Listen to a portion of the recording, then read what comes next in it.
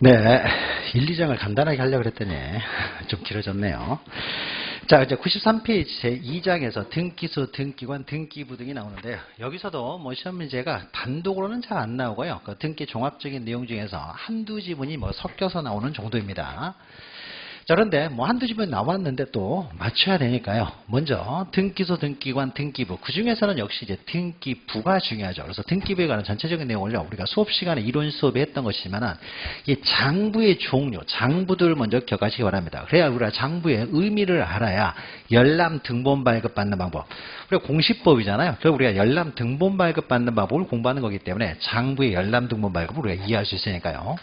먼저 장부의 종류는 등기부가 있죠. 등기부. 자, 등기부가 있는데 원래 등기부에 기록을 해야 되는데 등기부가 너무 부피가 너무 커질 것 같아요. 그래서 등기부에 집어넣지 않고 따로 등기부 부속서를 또 만듭니다. 마치 우리가 토지대장에 모든 걸 기록하려고 했다가 토지대장 부피가 너무 커지는 것 같으니까 공유전명부, 대지권등록부를 만드는 거가 비슷하다고 생각하시면 돼요. 그러면 등기부 부속서에는 네 가지가 있는 거죠. 뭐 첫 번째 신탁원부. 우리가 신탁 등기할 때 신탁에 관한 자세한 사항을 등기부에 기록 넣을 수가 없다는 거죠. 그러니까 따로 이제 신탁원부라는 걸 만들어서 신탁에 관한 사항을 여기다 기록하고요. 자, 공동담보, 동동전세 목록에서요. 공동담보, 공동전세의 목적 우리 4개까지는 여기다 기록을 해요. 근데 5개 이상이면 부피가 너무 커진다는 거죠. 그래서 공동담보, 공동전세를 만들어서 여기다가 기록을 하죠. 근데 여기 들어갈 내용이 나와 있는 서류가 되겠죠. 또 도면은 부동산 일부에 대한 용의권을 설정할 때요. 그럼 일부 범위를 정해야 될 거 아니에요. 그 범위를 정확히 그려가지고 여기다가 표시를 해야 되는데 등기부에 그림을 집어넣을 수가 없다 보니까 따로 도면은 따로 이제 편철합니다. 그다음에 매매 목록은요, 이제 거래 가액과 관련돼서 우리가 매매를 원인으로 소유권 이전 등기할 때는 거래 가액을 등기부에 기록을 해요. 근데 만약에 부동산이 목적물이요, 하나가 아니라 둘 이상이에요. 둘 이상. 갑과 을이라는 사람이 X, Y 두 개의 부동산에서 10억을 주고 샀다는 거죠. 자, 그러면 두 개의 부동산에 대해서 10억 주고 샀으면 X 등기부, 즉 X 등기부에도 갑에게서 을 앞으로 이전 등기를 해야 될 것이고 Y 등기부에도 갑에게서 을 앞으로 이전 등기를 해야 되는데 근데 거래 가액을 적으려고 하는데 여기도 10억 적고 여기다 10억 적을 수가 없잖아요. 그러니까 거래 가액을 하나였으면 여기다 10억 적으면 될 텐데 둘이니까 습니까 여기다 거래 가액을 집어넣을 수가 없잖아요. 그러니까 이럴 때는 어떻습니까? 원래 거래 가액을 등기부에 기록해야 되는데 등기부에 기록할 수가 없기 때문에 이럴 때는 또 매매 목록을 만들어서 여기다가 X, Y 두 개를 10억에 샀다 이렇게 매매 목록을 작성해서 여기다 기록한다는 거죠. 또 뒤에서 나오겠지만요. 부동산이 하나라고 하더라도요. 매도인 매수인이 여러 명이에요. 여기서 여러 명 있고 여러 명입니다. 여러 명이면 이때요. 거래 가격을 적는 게 힘들기 때문에 이때도 X 부동산 하나를 샀지만 갑하고 여러 명에서 을 등등 여러 명과 X 부동산을 10억원에 샀다. 이렇게 거래 가격을 간단하게 적어요. 여기다 다 적다 보면은요, 그 등기부에다 거래가를 다 적다 보면 너무 복잡해져요. 뭐 예를 들어서 뭐, 갑을 병으로부터 부동산을 하나라고 하더라도 A, B, C가 매입을 합니다. 이 지분이 여기는 5분의 3, 5분의 1, 5분의 1. 여기는 지분이요, 이 사람 샀을 때 지분이 3분의 1, 3분의 1, 3분의 1이라고 해보죠. 자, 그러면 등기하는 관계가 굉장히 복잡해집니다. 먼저 갑의 5분의 3을요 3분의 1씩 나누어서 이전 등기를 해요. 그 다음에 을의 5분의 1을요 다시 3분의 1씩 나누어서 이전 등기를 하고요. 다시 병의 5분의 1을 3분의 1씩 나누어서 이전 등기를 해요. 등기가 굉장히 복잡해지겠죠. 그럼 거기에 그때마다 또 거래 가액을 적어 넣어야 돼요. 계산을 해가지고. 그러니까 계산을 해서 집어넣어야 될 거 아니에요. 그게 너무 복잡하기 때문에 이럴 때도 부동산이 하나라고 하더라도요. 매매 목록을 작성해서 이 사람들로부터 이 사람들이 X 물건을 10억원에 샀다. 이렇게 적습니다. 간단하게.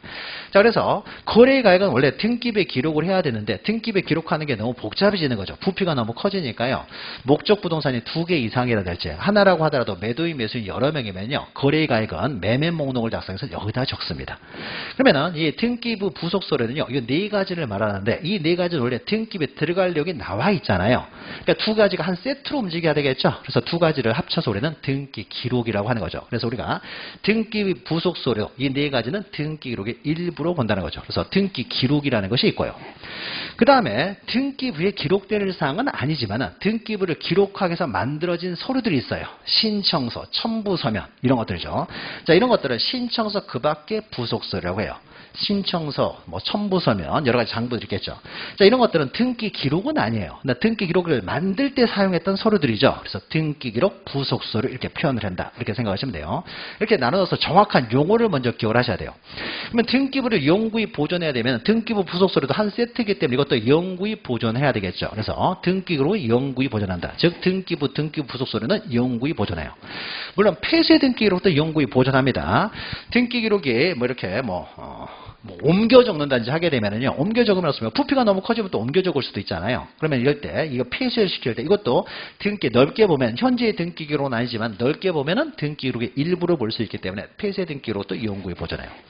근데 상대적으로 그러면 신청서 그 밖의 부속서류는요, 덜 중요하잖아요. 따라서 이것은 영구히 보존하진 않습니다. 대표적으로 신청정보, 첨부정보 이런 것들은 5년만 보존하면 돼요. 그러니까 우리가 장부의 보존기간은 따로 외울 필요 없이요. 그냥 등기부 부속서류만 영구히 보존한다. 이것만 기억하시고 나머지는 영구히 보존하지는 않는다. 이렇게 이제 정리를 하면 되죠. 폐쇄 등기록도 영구히 보존하고요. 자, 그러면 이게 잘 보존해야 되기 때문에 함부로 반출해서는 안 되겠죠. 지적공부도 함부로 반출해서는 안 되잖아요. 그래서 장부를 함부로 이동해서는 안 돼요. 그러면 이 두 가지는 항상 세트로 움직이기 때문에 이것은 전쟁 천재지변이 있을 때만 밖으로 옮길 수가 있어요. 전쟁 천재지변 이외에 법원이나 법관이요. 영장 들고 영장에서 이런 것들을 법원이나 법관이 이걸 마음대로 밖으로 옮길 수 있냐? 이건 안 됩니다. 법원 법관도 마음대로 옮기지를 못해요. 오로지 전쟁 천재지변이 있는 경우만 밖으로 옮길 수가 있습니다. 근데 이건 상대적으로 등기기록 부속서류, 즉 신청서 그 밖의 부속서류는 상대적으로 덜 중요하잖아요. 덜 중요하기 때문에 전쟁 천재지변 이외에도요. 법원 법관이 가져와 그러면 옮길 수가 있습니다. 법원 법관에서도 옮길 수가 있다라는 거 기억하시면 돼요. 법원 법관에서도 옮길 수가 있다. 이건 법원 법관에서는 안 되는 것이고요. 그럼 이렇게 잘 보존하고 있다가요. 국민이 요구하면 이제 열람이나 등본 발급을 해줘야 되겠죠. 그러면 공개, 열람이나 등본 발급 받는 방법인데요. 이건 항상 함께 움직인다고 생각하시면 돼요. 등기부는 누구든지 열람 등본 발급이 가능해요. 등기부만 보고 등기부 부속서류를 못 보면 아무 의미가 없기 때문에 이 등기부 부속서류, 즉 등기 기록은요. 누구든지 열람 등본 발급이 가능해요. 누구든지 열람 등본 발급이 가능하기 때문에 대리인이 가서 열람 등본 발급할 때도요. 대리권 증명서를 가져올 필요 없죠. 어차피 이 사람도 볼 수 있으니까. 누구나 볼 수 있으니까. 자, 그러나 신청서 그 밖의 부속서류, 즉 등기기록 부속서류는요. 여기는 신청서 이런 데서는 개인정보들이 많이 들어가 있다는 거죠. 근데 개인정보들을 아무나 봐서는 안 된다는 거죠. 자, 그래서 아무나 볼 수 있는 건 아니고요. 이해관계가 있는 사람, 그 사람과 권리 의무와 직접적인 관련 있는 사람, 이해관계 있는 사람만 볼 수 있도록 합니다. 즉 이해관계 있는 부분만 볼 수 있어요. 그것도 열람만 가능하지. 만약에 등본 발급을 받아버리면 어떻습니까? 누구나 돌아가면서 봐버릴 수 있는 거죠. 그러니까 열람만 가능해요. 이해관계 있는 부분에 열람만. 또 열람을 할 때도요. 등기관 본원 앞에서 사진 찍어가면 안 되기 때문에. 그래서 등기관 본원 앞에서 이해관계 있는 부분에 열람만 가능하다는 거죠. 그래서 이해관계 특정인만 볼 수 있기 때문에 만약 대리인이 만약에 열람 등본 발급하려고 할 때였습니까? 대리권 증명서로 가지고 와야 되는 거죠. 자, 이것을 기초로 해가지고요. 그러니까 이 모든 것들은요, 일단 장부의 의미를 정확히 이해하게 되면 나머지는 술술 풀리기 때문에 장부 의미를 정확히 해가지고 이걸 기초로 해서 이제 보죠. 자, 열람 등본 발급 이 중에서 가장 중요한 것이기 때문에 대표 문제를 이걸 넣었어요. 열람 증명에 관한 설명으로 틀린 것은요. 자, 1번 보시면 이제 뒤에 내용을 봐야 되겠죠. 등기 기록이라고 했잖아요. 등기 기록이니까 누구든지 열람 등본 발급이 가능해요. 등기 기록. 수수료 내야 되겠죠. 공짜는 아니니까. 자, 뒤에 넣습니까? 2번 보시니까 등기 기록 부속서류예요. 자, 등기 기록 부속서류는 신청서나 그 밖의 부속서류를 말한다고 했죠. 신청서 그 밖의 부속서류 넣습니까? 누구든지 볼 수 있는 게 아니라는 거죠. 누구든지 볼 수 있는 것이 아니라 뭐요? 이해관계에 있는 부분만 볼 수 있어요. 즉 이해관계인만 볼 수 있다는 거죠. 누구든지 틀린 것이죠. 자, 3번은요. 신탁원부, 공동담보, 전세목록, 도면, 매매목록. 이게 등기부 부속서류죠. 등기부 부속서류. 그럼 우리가 등기부 부속서류를 보고 싶으면요. 함께 신청을 했어야 돼요. 우리가 토지대장 신청하면 토지대장만 나오지. 토지대장 이외에, 그렇지 만약에 공유지원명부도 등록됐다고 해서 공유지원명부도 한꺼번에 나오는 건 아니에요. 함께 신청을 해야 돼요. 그래서 등기부 부속서류는요. 등기부 외에 함께 신청을 했을 경우만 포함해서 발급하는 것이지 그냥 자동적으로 발급하는 건 아니에요. 그래서 등기부를 딱 발급받았는데요. 보니까 공동담보목록 어쩌고 써 있어요. 그 번호가 써져 있을 거 아니에요. 아, 이거 공동담보목록이 이제 따로 공동담보가 여러 개가 있나 보구나. 그래서 원해서 다시 또 신청을 해야 발급을 하는 것이죠. 그래서 함께 신청을 했을 때만 발급한다는 것이고요. 그 다음에 4번 보시면 구분 건물에 대한 등기사항 증명서 발급했어. 구분 건물이었습니까? 내가 301호를 보고 싶어요. 그럼 301호 보고 싶은데 201호까지 나올 필요는 없죠. 그래서 우리가 구분 건물을 정리할 때 등기 기록을 둘 때는요. 한동 건물 전부에 대해서 하나의 파일에 기록을 합니다. 하나의 파일. 즉 1등기 기록을 사용해요. 같은 건물 안에 있기 때문에. 그러나 내가 열람 등본 발급받을 때는 301호를 원하면요. 301호만 나오지 나머지 201호 이런 건 안 나온다는 거죠. 다만 301호에 관한 사항 중에서요. 한동 건물 표제부에 나와 있는 사항들이 있어요. 그래서 한동 건물 표제부와 해당 전유 부분에 관한 사항만을 1등기로 보는 거죠. 그러니까 한동 건물 표제부. 우리가 구분 건물 등기 기록에는 한동 건물 표제부가 있고 각 전유 부분마다 이제 표제부가 불구가 나오잖아요. 그러면은 정리를 할 때는요. 전체를 하나의 파일로 정리한다. 즉 1등기 기록으로 정리를 하지만은 다만 열람 등본 발급받을 때는 한동 건물 표제부하고 해당 전유 부분에 관한 사항만을 1등기로 봐서 열람 등본 발급한다는 거죠. 자, 5번 보시면요. 등기를 마치기 전에는 원칙적으로 발급해서는 안 된다는 거죠. 등기를 마친 다음에 발급을 하라는 거죠. 원칙적으로. 자, 그러면 넘기시면 이제 등기소와 등기관, 그 다음에 등기부와 관련돼서 등기소, 등기관은요, 상대적으로 더 잘 안 나와요. 그러니까 등기부가 그래도 좀 더 나오고, 등기소, 등기관은 상대적으로 덜 나오고요.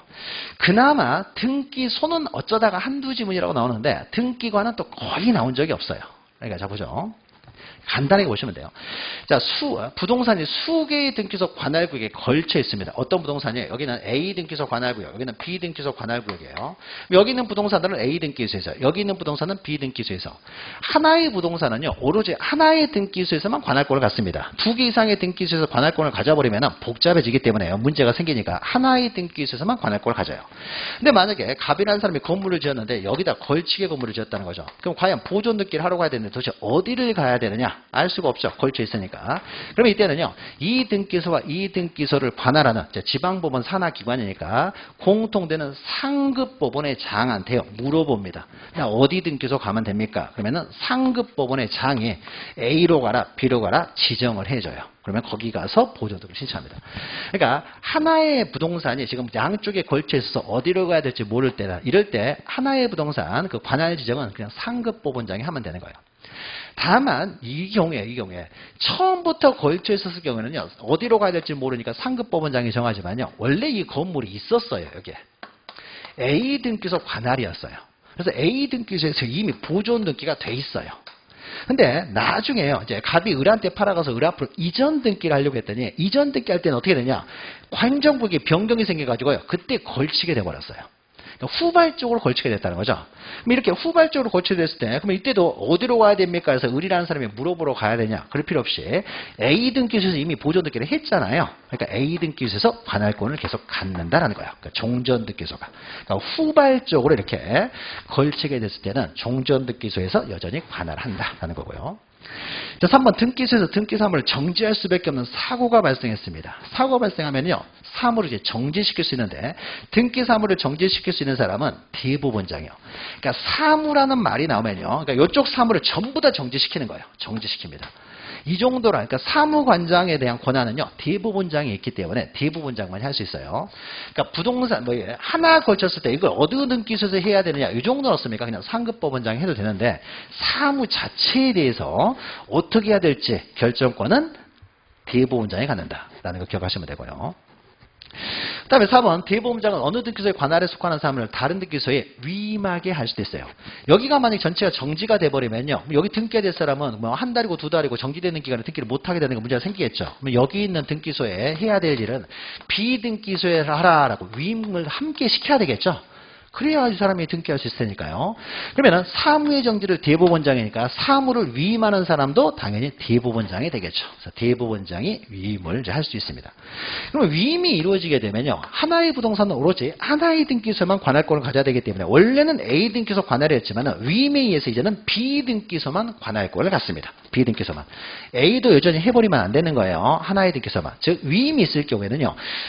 위임한 등기소, 위임받은 등기소가 다 할 수 있는 것이 아니라 위임받은 등기소만 관할권을 갖지 위임한 등기소는 더 이상 이제 관할권이 사라지는 거예요. 하나의 부동산은 오로지 하나의 등기소에서만 관할권을 갖는다라는 거죠. 자, 그 다음 이제 2번 보시면요. 이거. 자, 등기 사무와 관련된 등기 사무는요, 부동산 소재를 중심으로 정해집니다. 그러니까 모든 부동산과 관련된 소송, 부동산과 관련된 소송도요, 원고의 주소지, 피고의 주소지 그럼 다 틀린 것이고요. 부동산 소재지 법원이에요. 그러니까 부동산과 관련돼서는 소송을 하든 등기를 하든 다 그 기준은 부동산 소재지가 기준이 되는 것이지 소유자가 누구냐 이 부동산 그것을 정해지는 게 아닙니다. 소유자의 주소지 이런 게 아니라 언제나 부동산 소재지예요. 가끔씩 이런 것들이 틀리게 나옵니다. 뭐 임차권 등기명령 등기할 때는 뭐 임차인의 주소지에 산다. 다 틀린 말이에요. 법원이 됐건 등기소가 됐든 항상 부동산 소재지를 기준으로 해서 거기에 있는 등기소, 거기에 있는 법원에서 소송을 하든 등기를 하든 하는 거다라는 거예요. 부동산 소재지라는 거 기억하시면 되고 무슨 주소지 그러면 다 틀린 말이에요. 부동산 소재지다. 그 다음에 2번 우리가 앞에서 했죠. 관할 위반의 등기는 실체관계 부합 여부와 상관없이 당연 무효가 되기 때문에 등기관이 직권으로 말소할 수가 있다는 것이죠. 말소한다는 것이고요. 자, 3번은 등기관에 관한 내용이에요. 그러면 등기소 이제 등기관이 등기를 할 텐데요. 자기 부동산을요, 자기가 등기하게 되면 부실 등기 가능성이 있기 때문에요. 자기나 또 배우자, 일정한 친족, 가까운 친족을 말하는 거죠. 이런 사람이 등기를 신청할 때는요, 단독으로 등기를 하지는 못하게 합니다. 그래서 그 등기소에서 등기를 한 성년자로서 그 배우자 등이 아닌 2인 이상의 참여가 있어야만 등기를 하도록 하라. 그래서 등기 사무를 이제 제한하는 거죠. 그러니까 자기나 가까운 친족들이 등기할 때는 단독으로는 등기 못하게 합니다. 자, 4번 같은 경우는요, 배우자 관계가 끝난 경우, 이혼한 후에는 그럼 가능하냐? 이혼 후에도 안 됩니다. 이혼 후에도.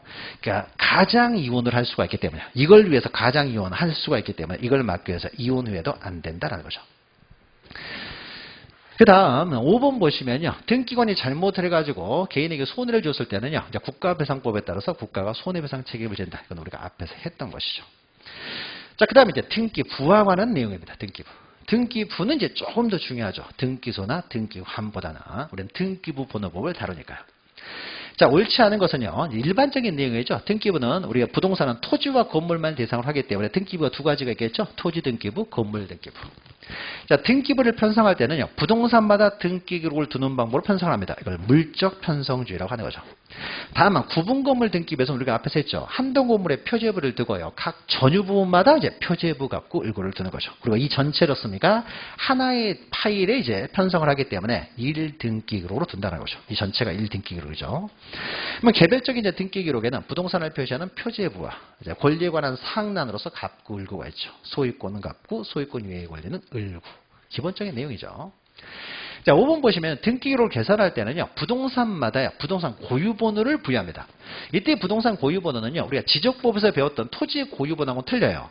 등기부는 건물도 포함하는 개념이기 때문에 고유번호 만드는 방법이 다르고요. 이 고유번호 만드는 방법을 우리는 알 필요 없고요. 개별 부동산마다 다 고유번호를 부여합니다. 그래서 우리가 이 고유번호를 부여하는 이유는요, 이제 전산화하는 과정에서 코드화 시켜놓는다 생각하시면 돼요. 과거에는 주소를 한글로 막 썼을 거 아니에요. 이런 거로 씁니까? 전산화 시키는 과정에서는 좀 코드화 시켜놔야 되겠죠. 그러니까 번호로 코드화 시켜놨다라는 거죠. 코드화. 그러니까 부동산 이제 고유번호가 되는 거죠. 그럼 구분 건물에 대해서는요, 고유번호를 때 한동 건물마다 고유번호를 부여하느냐, 우리가 전유 부분마다 소유권 대상이 되는 거죠. 그래서 전유 부분마다 고유번호를 부여합니다. 전유 부분마다 소유권의 대상이 되기 때문에. 그래서 구분 건물 같은 경우는 전유 부분마다 고유번호를 부여하지 한동 건물마다 고유번호를 부여하는 게 아니다. 자, 그리고 4번은요, 4번은 등기부에 기록되는 사항들에 관한 내용인데요. 자, 대리인을 등기부에 기록하지는 않죠. 법무사 이름 등기부에 기록하지는 않아요. 그러나 우리가 신청을 할 때 법무사가 만약에 대리에서 신청하면 신청서에는 법무사 이름을 써야 되겠죠. 신청하는 사람이 법무사이기 때문에. 그러니까 신청서에는 대리인의 성명 주소를 적지만 등기부에 법무사 이름을 적지는 않습니다. 그 다음에 2번 보시면 법인 명의를 등기함에 있어서는요, 대표자에 관한 사항도, 대표자에 관한 사항을 기록하는 데 있어서요, 우리가 법인도 등기 명의 될 수 있어요. 그러면 대표자가 와서 등기를 신청하겠죠. 그러면 신청한 사람이 대표자이기 때문에 대표자의 이제 성명과 주소를 신청서에는 기록을 해요. 신청서에 기록하면서 저희가 대표자는 증명서를 또 가져와야 되겠죠. 이때도 대리인 신청할 때는 위임장, 대리권 증명서를 가져와야 될 것이고요. 그러면 대리인을 등기부에 기록하지 않는다고 했는데, 그러면 법인의 대표는 등기부에 기록하느냐? 법인의 대표도 등기부에는 기록하지 않죠. 우리가 법인과 거래할 때는 법인의 대표자와 거래를 해야 법인과 거래하는 것이 될 텐데, 그 법인의 대표자는요, 이거는 법인이기 때문에 법인 등기부가 따로 있고 거기에 대표자가 기록돼 있어요. 기록돼 있으니까 부동산 등기부에 따로 대표자를 기록하지는 않습니다. 법인 등기를 보면은 거기 대표자가 나와 있으니까. 근데 3번은 구별하셔야 돼요. 자, 법인 아닌 사단, 법인 아닌 재단도 등기 명의 될 수 있어요. 그러면 우리가 법인 아닌 사단, 뭐 교회나 뭐 문중 거래를 합니다. 그러면 그 사람들과 교회랑 거래를 할 때도요. 대표자와 거래를 해야 그 교회와 거래한 것이 돼요. 그러니까 우리가 대표자를 알아야 되는 거죠. 근데 대표자를 알아야 되는데 이것은 법인화가 안 돼 있는 사단 재단이잖아요. 그러니까 법인 등기부가 없어요. 그러니까 법인 등기부를 통해서 우리는 대표자를 확인할 방법이 없으니까 적어도 부동산 등기부라도 대표자를 기록을 해요. 그러니까 법인 아닌 사단, 법인 아닌 재단의 그 재단명의로 등기를 할 때는요. 대표자를 부동산 등기부에도 함께 기록을 한다는 거죠. 그럼 부동산 등기부에 함께 기록을 할 때는요. 성명, 주소만 적는 것이 아니라 사람의 그 특정을 하기 위해서 주민등록번호도 함께 기록을 합니다. 따라서 법인 아닌 사단, 법인 아닌 재단에 대표자가 등기를 신청할 때는요. 신청서에 성명, 주소 위에 주민등록번호도 함께 나와 있어야 돼요. 그래야 이 사람을 이제 부동산 등기부에 기록할 테니까요. 그래서 이 두 개하고 3번은 구별해서 기억하셔야 되죠. 자, 4번은 갑구에 기록하느냐, 을구에 기록하느냐에 있어서요. 갑구는 소유권에 관한 사항은 갑구, 소유권 유예 사항은 을구가 되겠죠. 자, 그러면 부동산에 대한 저당권 실행 경매를 합니다. 그러면 저당권 실행 경매라는 것은 부동산을 지금 경매를 한다는 거죠. 경매는 매매의 특수한 형태죠. 경쟁적으로 하는 매매예요. 그럼 매매를 하는 것이 저당권을 매매해요? 부동산 소유권을 매매해요, 지금? 소유권을 지금 경매하는 거잖아요. 저당권자가. 그러니까 소유권에 대한 처분 제한 등기가 되겠죠. 소유권을 경매하는 거니까 소유권에 대한 처분 제한 등기니까 이것은 갑구에 기록을 해야 되겠죠. 우리가 소유권에 대한 처분 제한은 갑구, 소유권 유예 권리의 처분 제한은 을구니까요. 이건 갑구죠. 그래서 저당권 실행 경매다. 저당권 보고 이건 을구는 해버리면 안 돼요. 저당권으로 지금 실행하고 있는 대상이 무엇이냐. 전세권을 경매를 해요. 전세권 저당권자가 전세권을 경매하면 을구해야 되겠죠. 여기서는 부동산을 경매한다는 것은 소유권을 경매하는 거잖아요. 그래서 갑구에 기록하겠죠. 자, 을구에 기록사항이 없으면 따로 편철하지는 않습니다. 갑구만 있고요. 그 밑에 이하여백 이렇게 적어놔요. 그러니까 을구에 기록사항이 있을 때만 을구를 만들어서 기록합니다. 그래서 등기 기록을 빼봤더니 을구가 안 나와요. 그러면 가장 깨끗한 부동산이라는 걸 의미하겠죠. 한 번도 그 부동산에 대해서 담보로 은행에 제고한 적도 없다. 뭐 이런 의미가 되니까요.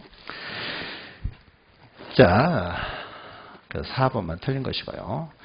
그 다음에 장부의 보존, 관리 및 공개. 우리가 앞에서 잠깐 언급했던 내용이죠. 전체적으로 이론 한번 설명했던 거하고 연결되는 거예요.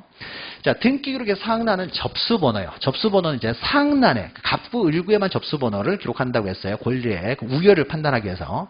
자, 그럼 접수번호가 우리가 등기부를 만들 때부터 계속 접수번호 붙여나가면 지금은 뭐 100만 번대, 1000만 번대, 억 번대가 들어가겠죠. 너무 길어지잖아요. 그래서 접수번호는요.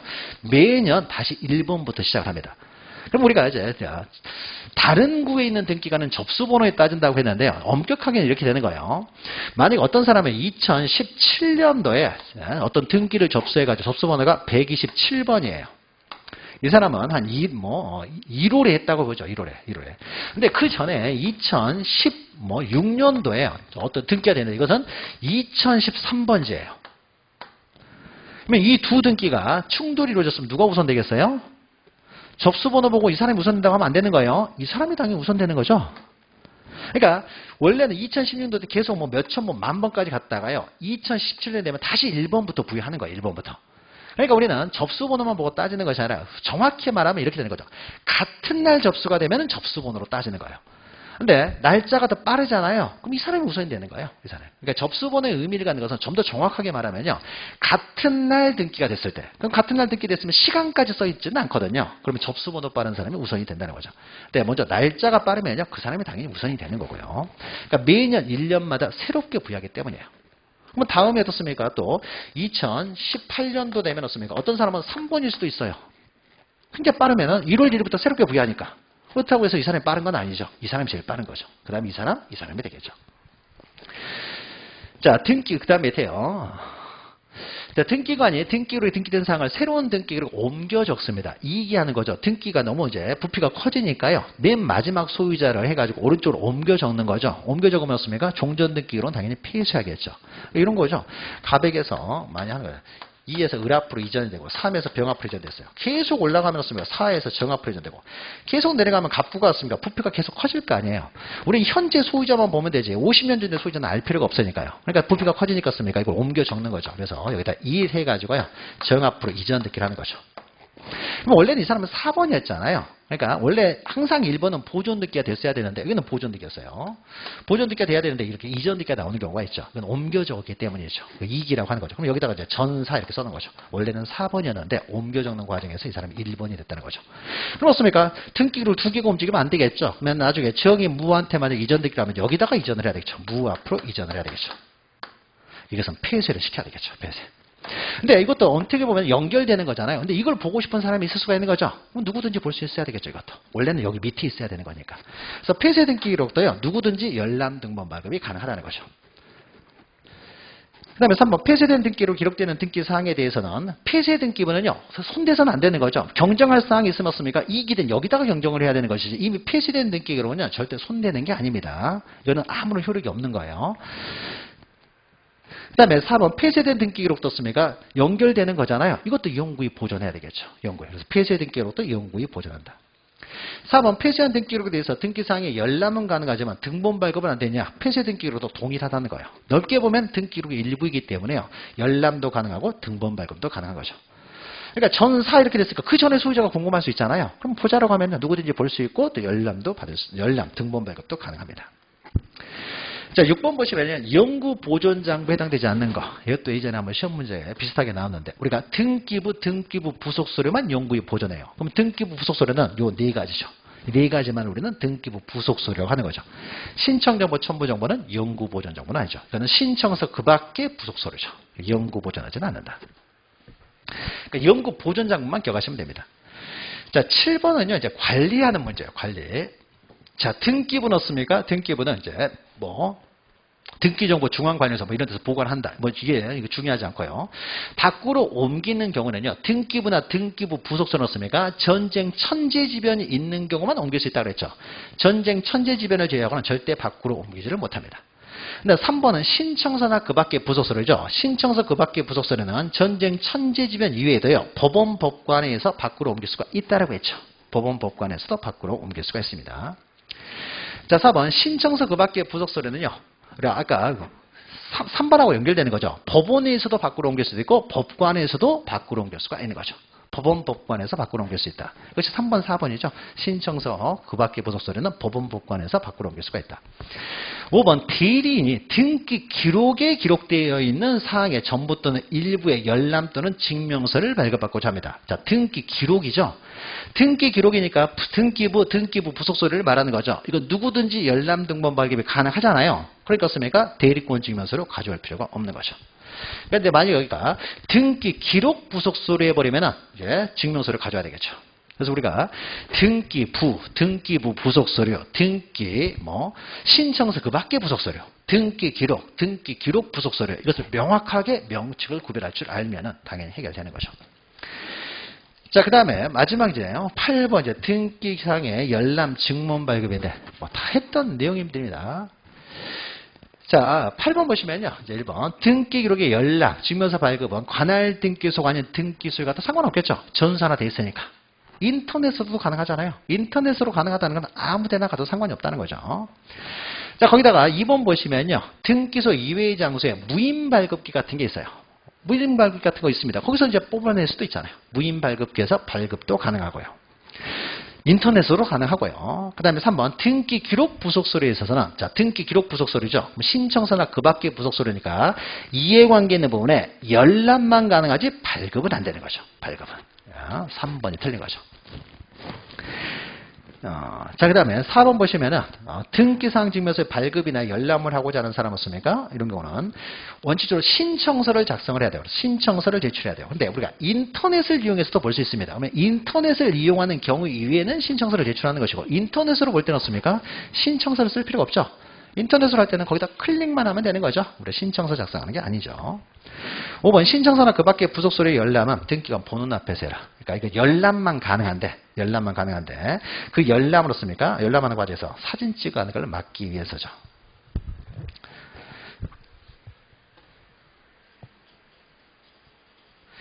자, 그러면 2장이 끝나는 거고요. 2장이 끝나고 이제 3장 여기서부터가 이제 진짜 중요한 거죠. 이제 등기절차 총론인데요. 여기서부터가 이제 본격적으로 시험에 나오고 등기법의 가장 기본이 되고 중요한 내용이 되는 거죠. 문제도 굉장히 그러니까 등기절차 총론에는 뒤에 나오는 내용들 다 섞여져 있기 때문에 이제 문제가 좀 많습니다. 그래서 앞에 총론 부분에 몇 가지만 좀 보도록 하죠. 간단한 내용 우리가 앞에 셌던 내용하고 연결된 내용만 참 간단하게 하고 쉬었다가 또 해야 될 게 많이 있어요. 그래서 일단 좀 간단한 내용들만 좀 보도록 하죠. 자, 대표 문제에서요, 이제 등기절차 총론에서 반드시 나오는 것은 우리가 등기절차 총론은 크게 이제 우리가 등기절차, 그 매매를 원인으로 하는 소유권 이전 등기를 중심으로 해서 커다랗게 이제 등기 절차를 보는데, 등기 절차는 크게 이제 신청 절차하고 등기 실행 절차가 있는데, 보통 신청 절차에서 시험 문제가 나와요. 실행 절차에서는 시험 문제가 잘 안 나오는데, 반드시 실행 절차에서 나오는 것이 바로 각하죠, 각하. 각하와 관련돼서 사건이 등기할 것이 아닌 것에 관한 등기 지정 각하라는데 과연 사건이 등기할 것에 해당되느냐 해당되지 않느냐 이걸 구별하는 내용들이 시험에 거의 매년 나오니까요. 우리가 각하 파트를 하다 보면 다시 자세히 다루겠지만 이제 대표적인 예로 이게 이제 시험 문제에 제일 잘 나오는 거죠. 자, 등기가 가능한 것 해가지고 자 보존 등기에 가등기는 안 되죠. 우리가 보이 변소 설치해가지고 맨 앞에 있는 보존, 맨 뒤에 처분 제한 등기는 가등기가 안 된다고 했잖아요. 가등기는 채권적 청구권 보존을 위해서 하는 거예요.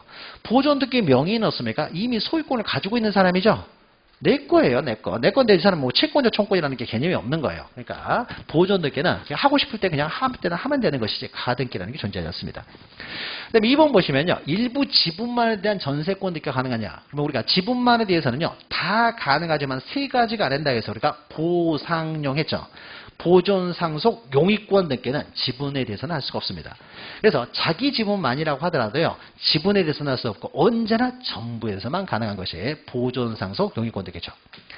자, 3번 보시면 농지에 대한 지상권. 우리 농지에 대해서는 우리 민법에 썼습니까? 전세권만 가능하죠. 농지에 대해서 전세권만 금지하고 있죠. 전세권만 금지하기 때문에 농지에 대한 지상권은 가능하죠.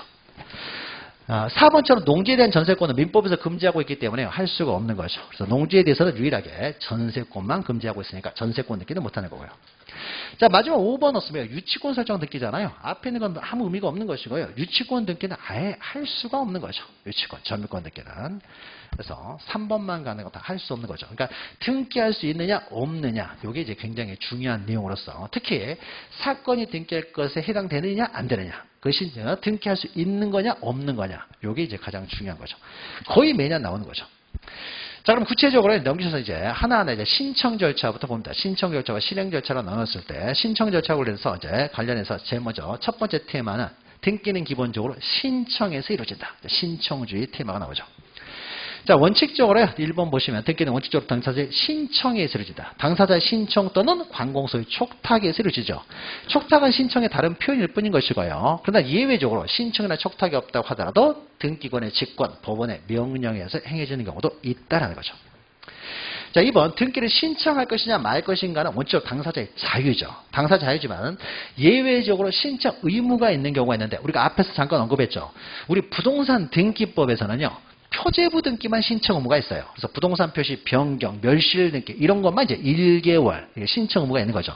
그러면 우리 부동산 등기법에서는 권리에 관한 등기, 즉 소유권 보존 등기나 소유권 이전 등기, 권리에 관한 등기에 대해서는 따로 신청 의무를 규정하고 있지는 않아요. 그러면 보존 등기나 소유권 이전 등기에 대한 신청 의무를 규정하고 있는 특별법이 뭐였어요? 부동산 등기 특별조치법이었죠. 부동산 등기 특별조치법에서는 모두 생략 등기를 억제하기 위해서 또 중간 생략 등기를 억제하기 위해서 보존 등기, 이전 등기 신청 의무를 규정하고 있죠. 부동산 등기 특별조치법에서 규정하고 있는 것이지 우리 등기법에서는 권리에 관한 등기에 대한 신청 의무는 따로 규정하고 있지는 않습니다. 자, 3번 신청주의 원칙사항이요. 등기권의 직권에 대한 등기는요. 법의 규정이 있을 때만 예외적으로 인정을 하는 거죠. 자, 4번 법률에 다른 규정이 없으면 촉탁은 신청의 다른 표현일 뿐이기 때문에 촉탁에 따른 등기 절차는 신청 등기에 관한 규정을 준용을 하죠.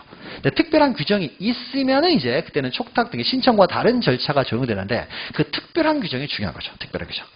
촉탁의 경우에는 신청과 다른 특별한 경우들이 있어요. 그럼 특별한 규정이 있을 때는 이거 특별한 절차를 따라야 되는데 요것을 이제 우리가 맨 뒤에서 또 다루게 되는 거죠. 5번 등기 권리자가 등기를 신청하지 않으려고 방치한 경우 등기 의무자가요. 권리자를 상대로 등기 인수청구권을 행사할 수도 있죠. 그러니까 매도인도 혼자서는 등기를 신청하지 못해요. 매수인과 공동으로 신청해야 되기 때문에 매수인이 협조하지 않으면 매수인이 아무것도 안 하고 있지 않으면 등기를 빨리 가져가는 인수청구를 이제 행사할 수 있고 인수청구를 행사했는데도 불구하고 이 사람이 협조를 하지 않으면 이제 등기 인수청구 소송을 제기해서 승소 판결을 받아 등기 의무자가 단독으로 등기를 신청할 수도 있죠. 자, 2번은 등기 신청 의무와 관련돼서 2번하고 3번은요, 우리가 앞에서 부동산 등기 특별조치법, 그 다음에 우리가 부동산 등기법에 있는 그 신청 의무와 관련된 내용이니까요, 좀 기억하세요. 문제가 어렵게 나오면 이런 데서 나와요. 특별법에서도 가끔 이런 데서 시험 문제 나옵니다. 자, 먼저 보죠. 옳은 것은요. 자, 부동산 매매 계약을 체결했어요. 매매 계약을 체결했으니까 이제 매매로 원유로 이전 등기라는 거죠. 그러면 이제 이전 등기에 대해서는 부동산 등기 특별조치법에 신청 의무 기간이 있는데 이때 매수인은요. 매매 계약을 체결일로부터 60일 이내에 등기를 신청해야 되느냐? 신청하지 않으면 과태료 처벌받습니다. 그러면 우리가 매수인이요. 우리가 부동산 등기 특별조치법에서는 보존 등기하고 이전 등기 신청 의무를 규정하고 있는데 그 이전 등기 의무 기간은 보존 등기나 이전 등기 의무 기간은 60일이에요. 거기는. 근데 60일에 언제부터 기산하느냐에 있어서 적어도 매수인이요. 이전 등기를 청구할 수 있을 걸 전제로 해야 될 거 아니에요. 그럼 이전 등기 청구할 수 있는 때로부터 60일을 계산해야 돼요. 그럼 이전 등기 청구는요. 쌍무 계약이기 때문에 그렇습니까? 계약 체결하자마자 이전 등기를 청구할 수 있는 건 아니죠. 반대급 비용이 완료가 돼야 될 거 아니에요. 잔금 지급과 함께 이전 등기를 청구할 수 있기 때문에 반대급 비용 완료일로부터 60일을 계산해야 되는 거죠. 그러니까 이전 등기가 가능한 때로부터 이제 60일을 계산합니다. 체결일이 아닌 거죠. 2번 의리갑으로부터 무상으로 토지를 증여받았어요. 무상으로 토지 증여받았으면 증여받은 사람의 이전 등기 청구가 가능한 시점은 반대급부가 없기 때문에요. 그 증여 효력이 발생을 하면 바로 이전 등기를 청구할 수 있겠죠. 그러니까 증여 효력이 발생한 때로부터 60일 이내 등기를 신청해야 된다. 이거 맞죠. 그때까지 신청하지 않으면 벌칙을 부과합니다. 부동산 등기 특별조치법에서는요. 벌칙이 있어요. 벌칙이 있어요. 자, 그 다음에 3번 보시면요. 건물을 신축한 경우에 소유자는 이제 보존 등기를 신청하겠지만요. 자, 건물을 신축한, 갑이 건물을 신축했어요. 그러면 이 보존 등기 자체는요, 이 사람이 1년 있다 보존 등기를 하든 10년 있다 보존 등기를 신청하든 간에 상관없이 보존 등기 할 때는 다 자기 명의로 보존 등기를 하게 될 거 아니에요. 그래서 신축한 사람의 보존 등기 신청 의무는요, 언제까지 해야 된다는 의무 규정이 없습니다. 10년 있다 해도 되고 20년 있다 해도 상관이 없어요. 자, 그런데 갑이라는 사람이 보존 등기를 할 수 있음에도 불구하고 보존 등기를 하지 않은 상태에서 을과 소유권 이전을 내고 나는 계약을 체결해요. 그러면 이제는 어떻습니까? 바로 을 앞으로 이전 등기, 바로 을 앞으로 보존 등기함으로써 모두 생략 등기가 가능해졌잖아요. 이런 계약을 체결하지 않았으면 모두 생략 등기를 할 방법이 없기 때문에, 가능성이 없기 때문에 보존 등기는 아무 때나 신청이 되는데 소유권 이전을 내고 나면 계약을 체결하게 되면 이제 모두 생략 등기가 가능해졌기 때문에 이걸 억제하기 위해서요. 이 계약을 체결한 때부터 60일 이내에 네 앞으로 먼저 갑 앞으로 보존 등기를 하라는 거죠. 이럴 때만 보존 등기 신청 의무가 있습니다. 자, 그러니까 건물을 신축했을 경우에요. 준공검사일로부터 보존 등기가 가능은 해요. 가능했다고 하더라도요. 이 사람이 소유권 이전을 내용하는 계약을 체결하지 않은 상태라면요. 보존 등기는 10년 있다 해도 상관이 없다는 거죠. 아무 때나 하면 되는 겁니다. 그러니까 보존 등기는요. 소유권 이전을 내용하는 계약을 체결하지 않은 상태라면요. 10년 있다 해도 상관이 없어요. 아무 때나 해도 상관이 없습니다. 그러니까 보존 등기 자체의 신청 의무 기간은 따로 없다라는 거죠. 자, 그러면은 4번은요, 이제 등기법에 관한 내용이죠. 건물 대지의 지번의 변경, 대지권의 변경이에요. 그러니까 표제부의하는 등기죠, 표제부. 그러니까 표제부의하는 등기이기 때문에 부동산 표시 변경 등기예요. 그러니까 표제부의하는 등기는 등기법에 신청 의무가 있고요. 등기법에는 신청 의무는 1개월이었죠. 60일이 아니라 1개월 이내에 부동산 표시 변경 등기를 신청하는 거죠. 5번도 마찬가지죠. 토지 지목이 바뀌었어요. 그럼 부동산 표시 변경 등기죠. 그럼 부동산 표시 변경 등기도 이제 1개월 이내에 신청하면 되는 거죠. 1개월에. 그러니까 4번, 5번은 부동산 등기법에 규정되는 신청 의무고 1, 2, 3번은 부동산 등기 특별조치법에는 신청 의무에 관한 내용이죠.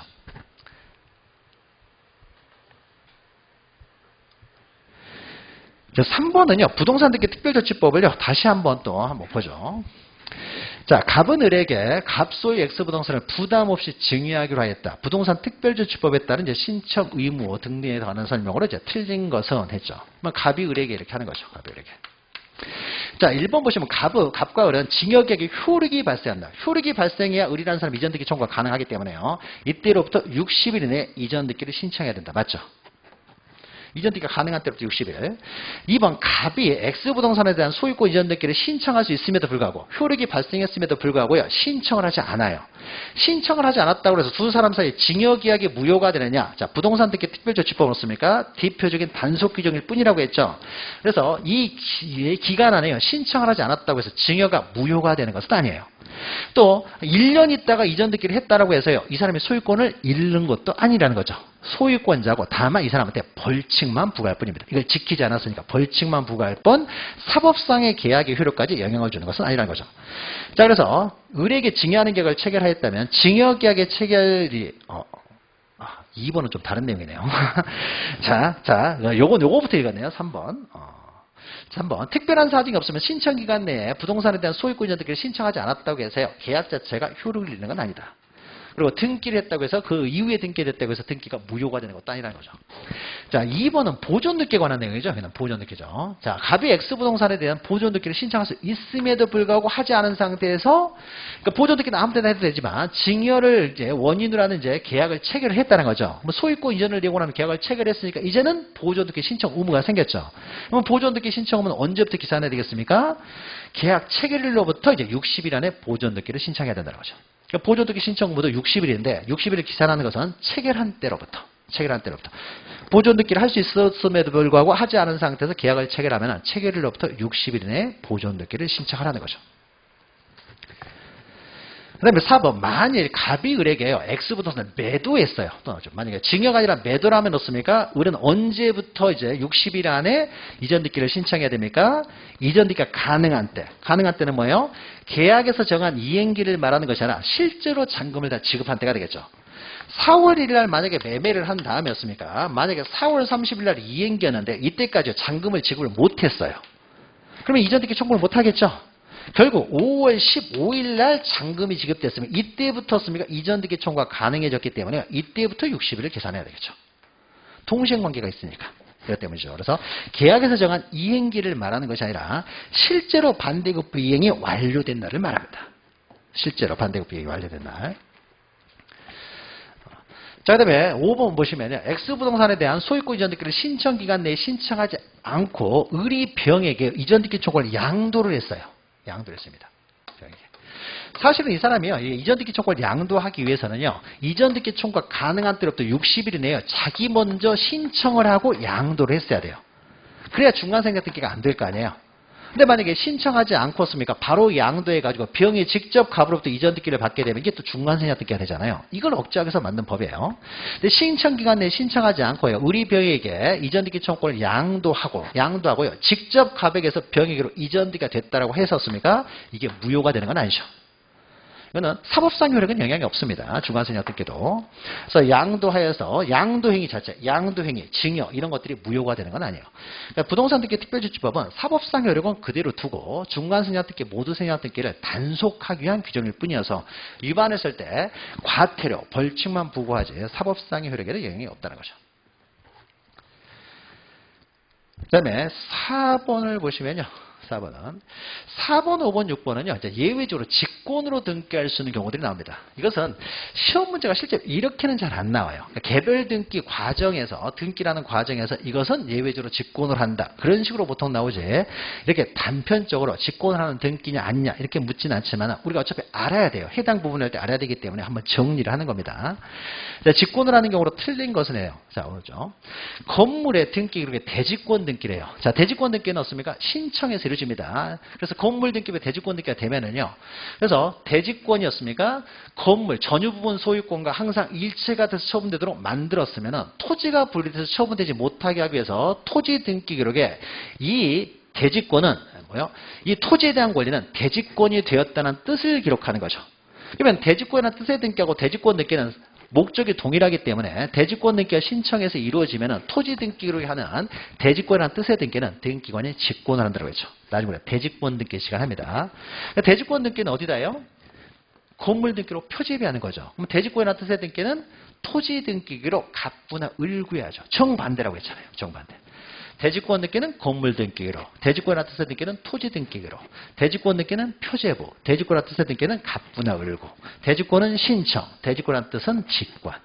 하나를 알면은 하나는 반대다 해서 했죠.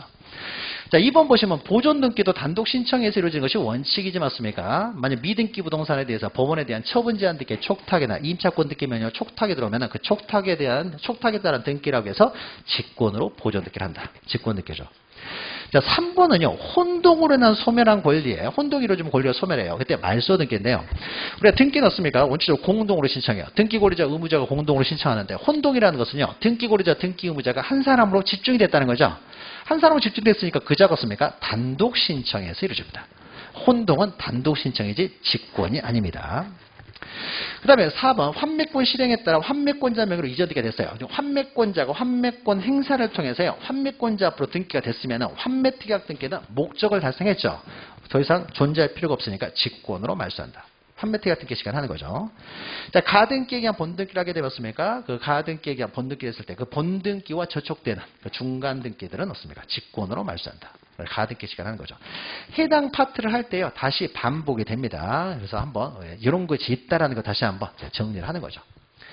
자, 5번 보시면 등기가 직권으로 할 수 있는 등기가 아닌 것은, 자, 일부가 잘못이 되는데요. 등기관의 잘못으로 일부가 잘못됐어요. 그럼 등기관 알아서 직권으로 해줘야 되겠죠. 직권으로 경정 등기를 하는 거죠. 자, 2번은 우리가 앞에서 했죠. 임차권 등기 명령에 촉탁이 들어오면 촉탁에 따른 등기라고 해서 이제 임차권 등기를 촉탁에 따른 임차권 등기라고 해서 소유권 보존 등기를 직권하는 거죠. 그러니까 미등기 부동산에 대한 임차권 등기 촉탁이 들어왔을 때 보존 등기 아까 조금 전에 설명했죠. 규약상 공용부분이라는 뜻의 등기는요. 좀 어려운 내용이긴 하지만 어떤 거 만약에 여기가 우리가 이제 대지권 등기 시간에 하는 거죠. 구분권 등기 할 때. 여기가 101호예요. 101호. 여기가 101호인데요. 101호를요. 이거 분양 가능했죠. 102호, 201호, 202호예요. 그러면 여기는 분양할 수 있잖아요. 다 분양을 할 수 있어요. 분양할 수 있으니까 어떻습니까? 구조상으로는요. 분양이 가능하다. 구분 건물이 될 수 있다는 거죠. 즉 전유 부분의 등기가 될 수 있었는데 요 사람들이요. 이 나머지 사람들. 이것은 그냥 우리가 공동으로 소유하는 그냥 공용 부분으로 만들자라고 하는 거예요. 이게 뭐예요? 원래 구조상으로는 전유 부분이지만은 당사자의 규약에서 공용 부분이 되는 거죠. 그러면 규약상 이걸 공용 부분이 되는데, 그러면 이것을 규약으로 쓰면 공용 부분을 할지 말 것이 이 사람들 자유잖아요. 자유니까 쓰니까 이 사람들 신청해서 이루어지겠죠. 집합건물 소유자들의 신청에 의해서 이루어지는 것이지. 뭘까요? 이거는 규약에서 이루어지기 때문에 당연히 신청에서 이루어지지. 뭐 등기관이 이걸 어떻게 알고 뭐 직권을 해요. 말이 안 되는 거죠. 그러니까 규약상 공용부분은 당연히 신청에서 이루어지는 거죠. 그러니까 이걸 규약상 공용부분으로 할 것이냐 말 것이냐는 이 아파트 소유자들의 자유의사에 의해서 이루어지는 거니까요. 그 다음에 4번은 소유권 이전 등기 시 등기 의무자의 주소가 변경된 경우에 등기 명인의 표시 변경 등기죠. 자, 그러면 우리가 이것도 굉장히 중요한 것이죠. 소유권 이전 등기를 할 때만요. 갑액에서 을 앞으로 이전 등기를 할 때요.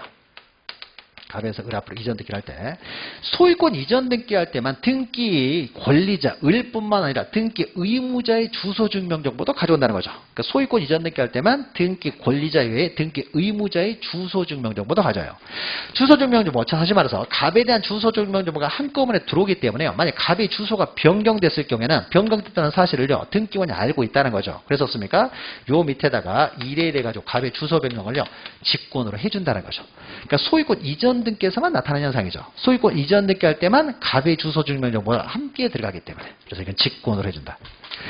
5번은요. 지적소관청의 불부합 통지라는 것은요. 우리가 지적법 할 때 씁니까? 소유자, 지적소관청에서 소유자 정리를 하려고 하는데요. 토지의 표시가 불일치해요. 그러면 토지의 표시를 불일치한 상태로 그대로 둔 상태는 절대 소유자 정리를 못한다는 거죠. 소유자 정리를 할 수 없기 때문에 토지의 표시가 불일치합니다라는 사실을요. 지적소관청이 등기소에 먼저 통지를 하는 거죠. 그 통지에 따라 가지고 토지의 표시를 일치시키는 등기가 끝나야 비로소 지적공부의 소유자 정리를 할 수 있다고 했죠. 그때 이제 불부합 통지예요. 지적소관청에 소유자 정리하는 과정에서 토지의 표시가 불일치해서 불부합 통지를 해요. 지적법에서 했던 거죠. 통지가 들어오면요. 등기소에서 우리가 깜빡했네요 라고 해서 직권으로 토지 표시의 변경 등기를 하는 거죠. 그래서 토지 표시의 변경 등기를 통해서 이제 일치를 확인하고 나서 비로소 소유자 정리를 할 수가 있다. 우리가 했던 것이죠. 그 다음에 6번은요. 6번은 자, 다음 전 등기관이 직권을 할 수 있는 등기가 아닌 것은 또 나오죠. 자, 행정구역의 명칭이 변경됐어요. 서초동이 서현동으로 바꿨습니다. 그러면 어떻습니까? 이건 법으로 바뀐 거라는 거죠. 그러니까 지적공무는 지적소관청에 시간 날 때마다, 등기부는 등기부는 시간 날 때마다 고치면 되는 거죠. 다 직권을 하는 거죠. 신청할 필요가 없잖아요. 이미 다 알고 있으니까. 그 다음에 2번 보시면 승역지예요. 승역지의 지역권 설정 등기는 신청에서 이루어집니다. 그러면 승역지의 지역권 설정 등기가 되면은요, 요역지의 지역권 등기를 또 해야 될 거 아니에요. 이거는 직권하는 거죠. 그러니까 승역지의 지역권 설정 등기하고 요역지하는 지역권 등기는 어떻습니까? 동일한 내용이잖아요. 우리가 두 번 신청할 필요는 없죠. 한 번 신청해서 승역지의 지역권 설정 등기가 되면은 요역지의 지역권 등기는 직권한다. 이건 우리가 앞에서 대직권 등기가 신청해서 이루어지면 어떻습니까? 똑같은 목적의 대직권이라는 뜻의 등기는 등기관이 직권을 하는 것과 동일한 이유가 되겠죠. 자, 3번요. 말소로 등기를 하는 경우 그 말소할 권리를 목적으로 하는 제3자 권리가 말소 등기예요. 자, 전세권이 말소가 돼요. 그러면 전세권 저당권 등기는 어떻습니까? 당연히 소멸할 거 아니에요.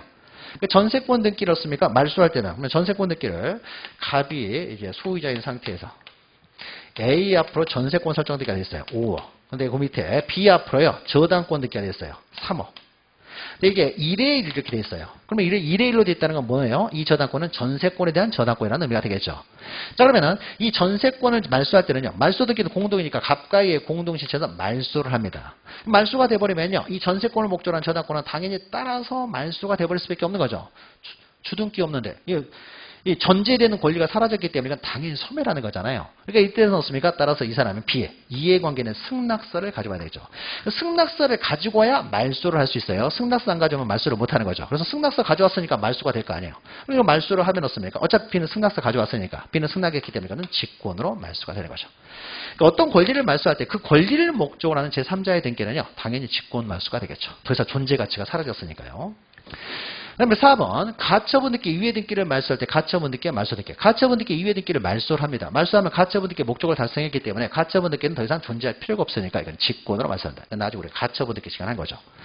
5번 가처분 등기 이외에 맞춰진 제3자명의 말소 등기. 자, 가처분 이외 등기를 말소할 때 그럼 이 말소, 요 말소는 어떻게 하느냐? 이건 가처분 채권자의 신청에서 이루어지죠. 우리가 가처분 등기 시간 하는 거죠. 그러니까 가등기 이외 등기는 어떻습니까? 직권 말소가 되죠. 가등기 이외 등기는 나중에 본등기가 되면 직권 말소지만 가처분 이외 등기는요. 가처분 채권자의 신청에서 말소가 되죠. 가처분 채권자의 신청에서 이렇게 말소가 되면 어떻습니까? 가처분 등기는 목적을 달성했으니까 그건 직권으로 말소되고요. 우리 가처분 등기 시간에 공부를 하는 거죠. 어차피 뒤에서 반복하는데요. 괜히 여러분 힘들게 했는 것 같기도 하고. 어차피 이 내용이 뒤에서 반복됩니다. 네, 또 계속 하기에는 시간이 좀 그러니까요. 5분만 쉬었다가 조금만 더 할게요. 우리가 앞으로 이제 2번이 남았는데 오늘 하고 나서 2번 남았는데 2번 안에 다 끝내기가 만만치가 않으니까요. 5분만 쉬었다가요. 화장실 가실 분들이 계실 테니까 신청 절차의 앞부분만 좀 나가도록 할게요.